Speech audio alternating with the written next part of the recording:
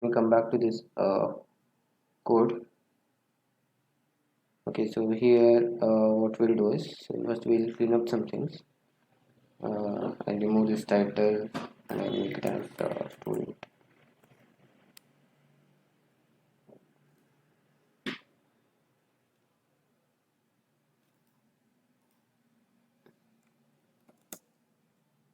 Then I'll remove all this comments. So then in the body I'll copy this. Then this thing I can remove.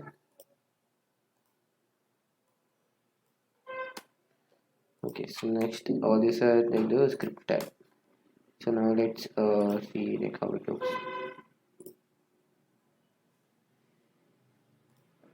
Okay, so now we have got this clean page. So let's okay, so yeah, so let's keep it as it is. Now let's come back to it once we have finished writing the smart contract. Okay, so now first let us write the smart contract so that it will interact with the blockchain. So for that, just go to the contracts folder which is over here and click on this add new file. So here I'll create a file called as student.solve. So it will create this solidity file. So first of all, what you can do is, so first of all, copy this first line, the license and the solidity version. So here you can see some error. So it depends on the solidity version which you have installed. So here you can see 4.7. So let me just make it to that, and then 8.9.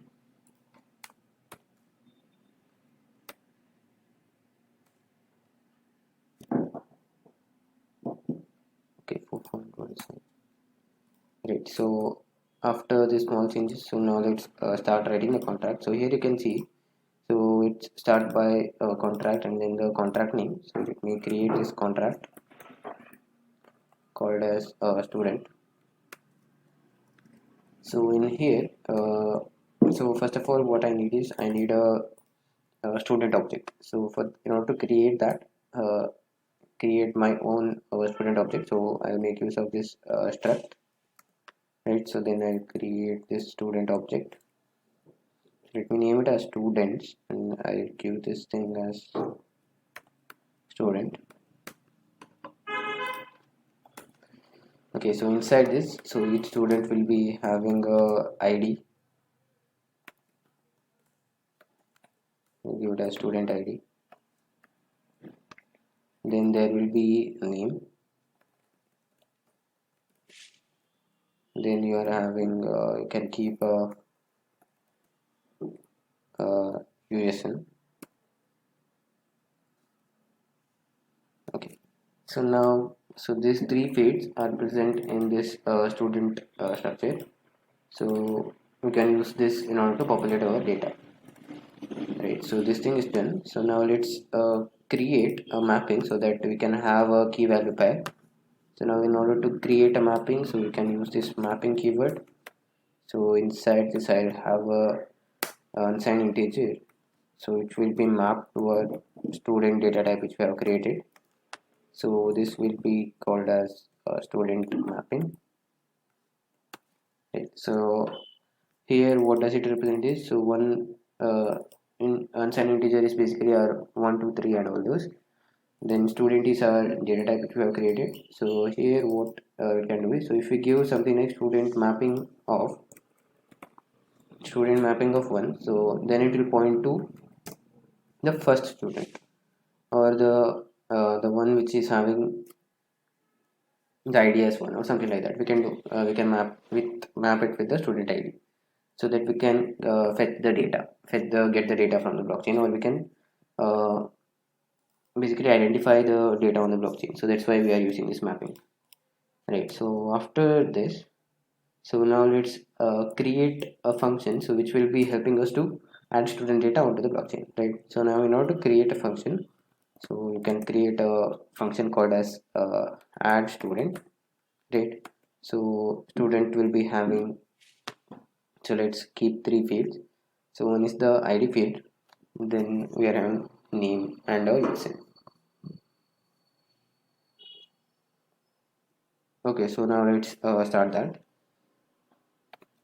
So I'll take an integer which is called as id, and then I'll be having a string name, and then I'll be having a string called usn. Okay, so no visibility. Okay, so here when you are doing this, so what you have to do is, so here you have to make your function visible so that everyone can access this thing. So that's why I've created this as public. And so one more thing is, whenever you use string, in front of the string keyword you have to give memory. So that is some of the default thing which you have to follow. Okay, so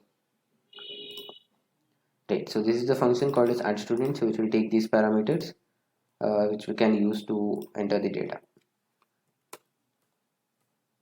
Here one small thing that you can do is, so here instead of see, so USN will be like an identification only, so that's why I'll remove this USN and I'll make it as course name, so that using the ID we can get it, so that there will be no repetitions or something like that. So I'll remove this and I'll make it as course name, right? So yeah, so now when we have this, so we'll map it with the student mapping. So student mapping, so its key will be a unsigned integer, so which is id. So instead of unsigned integer, let me make it as integer only, because here we are having id as integer. So I'll take this id, right? So whenever this id we are getting, so it has to be mapped with the student name and the course name which we are having in this, right? So now this id will be mapped with the name which we are passing. So in order to do that, so just we have to pass it to this student which we have created in the struct. So inside the struct, so we have the id, it will be mapped to this, then we are having the name, and then we are having the course name which will be passing, right? So this thing is done.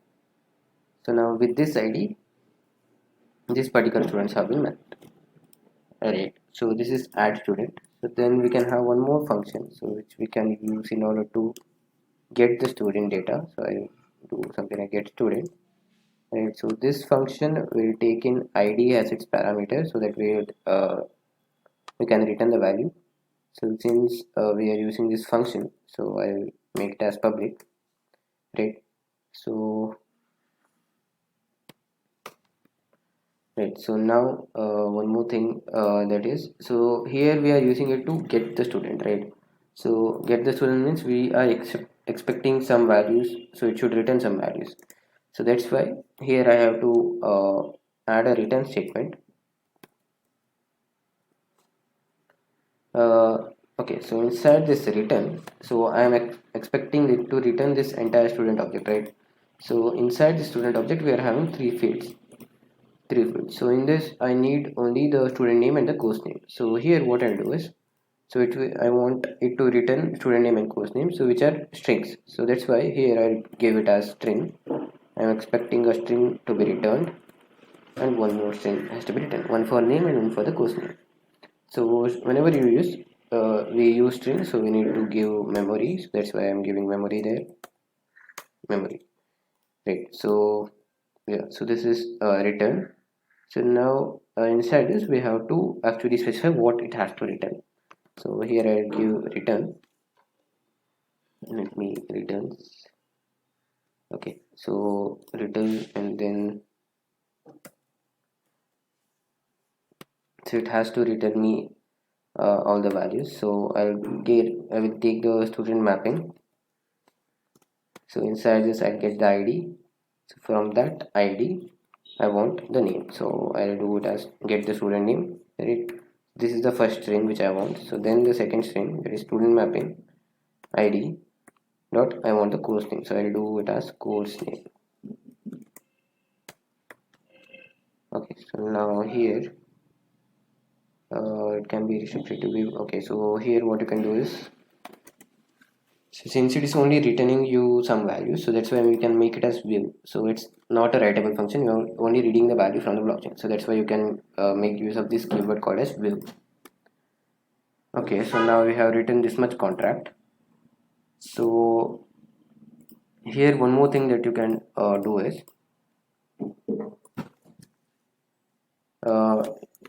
so whenever this add student is called, or whenever this student has been added to a blockchain, you can tell the user that student has been added, or you can get a message like that.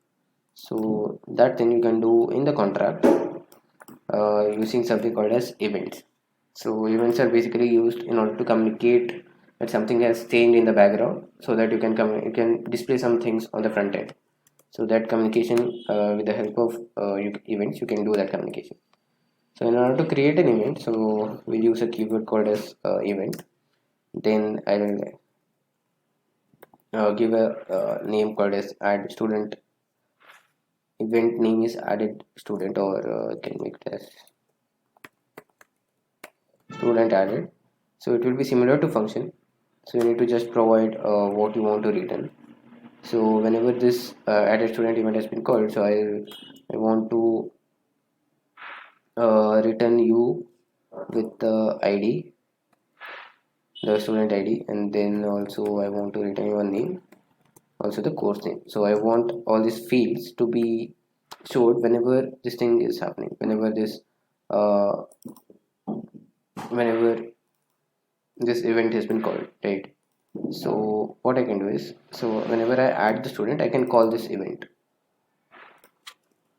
In order to call that event, you will use one more keyword called as emit.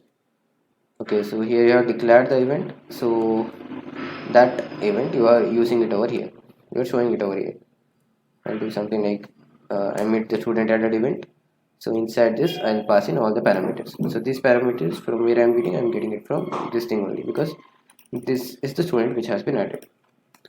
So what it will do is, so if the this thing is if the student has been added to the blockchain, so that transaction is proper, so then this emit student will be called, so that you can display this value onto your front-end application using events, and using the events, so that we can see the later how we can do it.